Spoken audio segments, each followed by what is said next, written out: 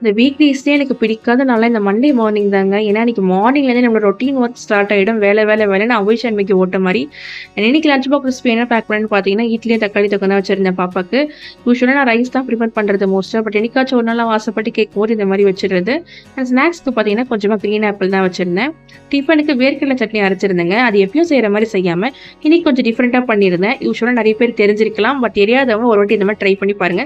உண்மையாவே டேஸ்ட் சூப்பரா இருக்கும். வேர்க்கடலைய ட்ரை ரோஸ்ட் பண்ணாம, இந்த மாரி ஆயில் ரோஸ்ட் பண்ணிக்கோங்க. அண்ட் அதிலேயே தேங்காவையும் போட்டு நல்லா ஃப்ரை பண்ணிக்கோங்க.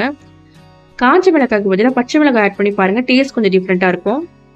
இது எல்லாமே நல்லா ஃப்ரை ஆன பிறகு மிக்ஸி ஜார்ல ட்ரான்ஸ்ஃபர் பண்ணிட்டு, கொஞ்சமா உள்ளங்கை அளவு உடைச்ச கடலை ஆட் பண்ணிக்கோங்க.